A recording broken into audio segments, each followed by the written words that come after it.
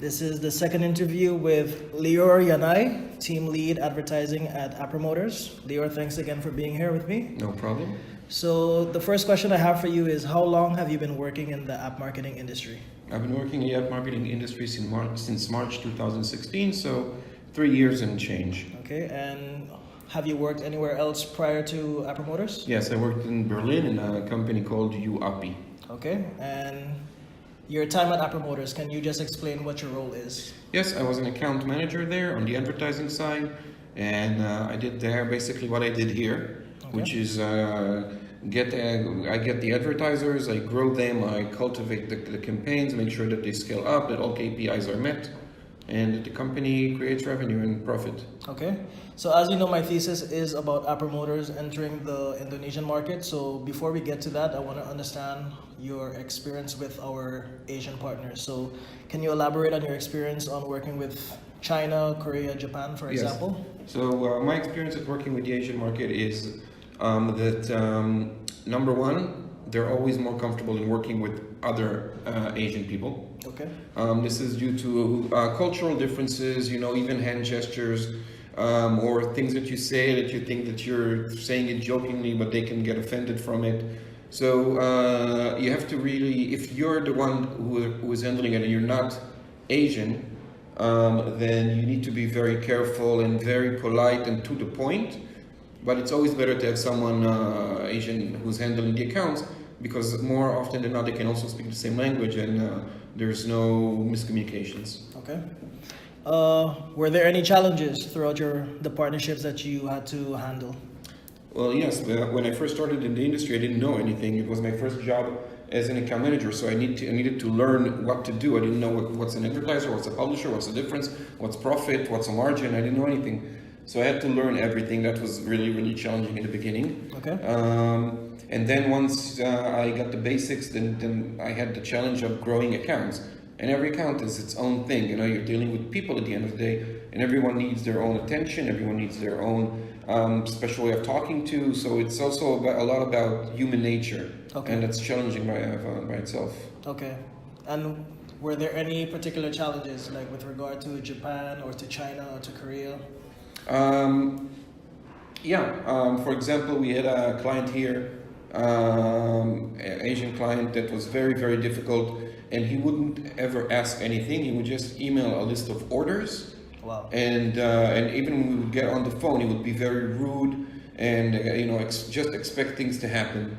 Wow. It was very hard dealing with them, and also when it came till the end of the month, he wouldn't want to pay and would not send any proof of fraud or any proof of quality. Would just say, this I'm not paying, my advertiser didn't pay me, period. And that was very, very challenging. Which country was this for, and how long did the partnership last? The partnership lasted around, I want to say, when I started working in App Promoters, he was already active, so I don't know how long before my time, but once I got here, it was 5 months, more or less. Okay.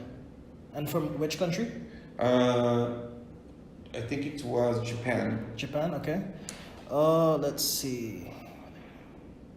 Yeah, so were there challenges among the Asian partners that were similar, or were they unique per country? No, I think at the end of the day, it's just the easy answer is to say it's per country. But at the end of the day, whenever you're dealing with someone who's not from your hometown, it's always difficult because it might be a language barrier or cultural difference. But a good account manager knows how to rise above all of these things and make it work. Yeah. So it wasn't the challenges were not per geo. It was easy to relate it per geo, but I had challenges with the Asian market, and I had challenges with the European market, and I had challenges with the Middle Eastern partners and with the American partners. Okay, so challenges are just in general all over. Challenges are it's just another word for people. It's people are different, so it's always going to be something challenging. It's never going to be easy. No one's ever going to hand out money. True, very true. You touched on the fact that dealing with the Asian partners, culture can be a bit of a hindrance. Can you elaborate more on that? Yeah, so for example, when I was working in UAPI, they had an office in Indonesia specifically to work with the Indonesian clients.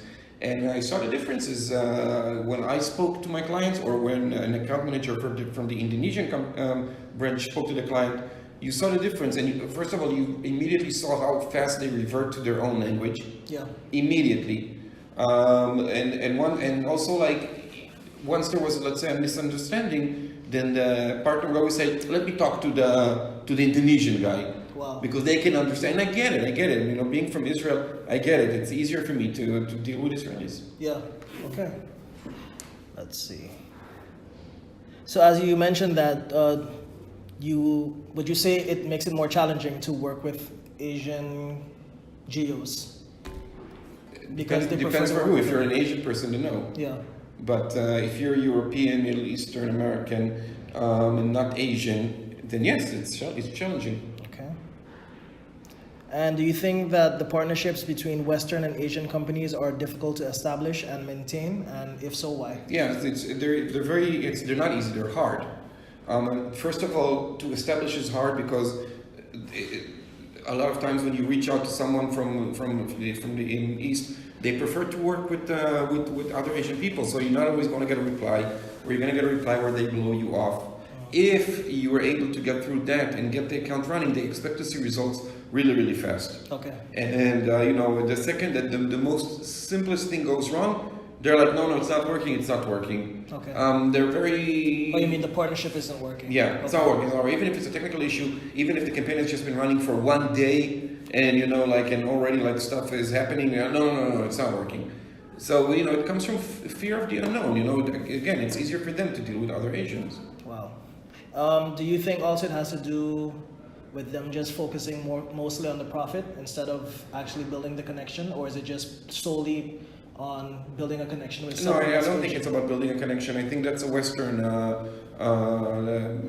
you know, privilege. Okay. I think. Listen, at the end of the day, Asian people, it's harder. They work harder. The expectations are bigger. Mhm. So you know, it's when something goes wrong with one of my campaigns, I can go to my boss, tell him that we'll find a solution. It's not the end of the world. You learn. But with them, you know, it's like I saw it also when we had you know, Korean people working here and Chinese and Yeah. and Taiwanese. I saw that like they have this reverent. They're scared from their boss. Yeah, they have that fear. Yeah. So like the second that they don't deliver, the second that they don't show results, they get in panic mode. Wow. And did that affect their performance early on, starting here? Yes and no. I mean, on one hand, if it was any other person, I would say yes, it affected it because when you're scared to ask questions, you don't learn anything. But them being, you know, from a culture that really pounds you to study and work hard, they figured it out by themselves. So sometimes it worked, sometimes it didn't work, but I always prefer just ask questions. You know, it's Yeah. not the end of the world. We're not saving lives here. Exactly.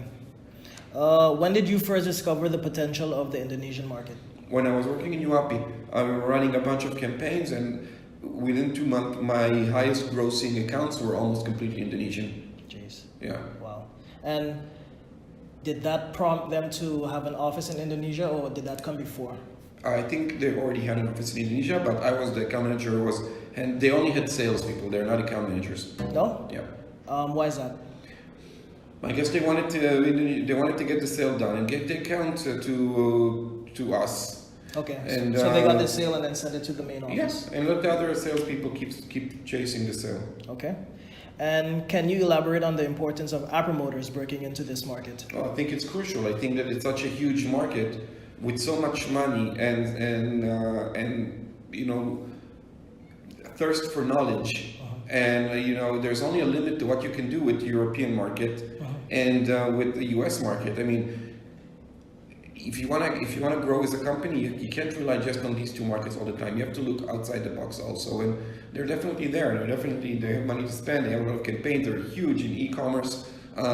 It's easy money if you can get it. And with the focus you said on the European market in America, is it because it's too oversaturated? Yeah, it's oversaturated. People, you know, we're also like, we know they're still young in the industry in the Indonesian market, so they don't have all the knowledge. There's a lot of loopholes there still that you can exploit. Yeah. Okay. And do you think the challenges App Promoters has encountered with our current Asian countries, such as China, Japan, and Korea. Do you think it'll be the same with Indonesia? No, I think it'll be easier because from my, again, I worked in Indonesia for 2 years. I found that the people there are way more relaxed and understanding and you know, happy to learn and happy to listen. Again, if you can get your foot in the door. Okay. They weren't as squeamish as, like, let's say, the Japanese. Okay, okay. And in your opinion, what can be done to build direct partnerships with Indonesian companies? Well, you know, the fastest, easiest way is to open a branch there, or like get a couple of people in a WeWork and start chasing. Other than that, it's going to conferences and giving out business cards. And short of that is just like hitting them up on LinkedIn. Okay.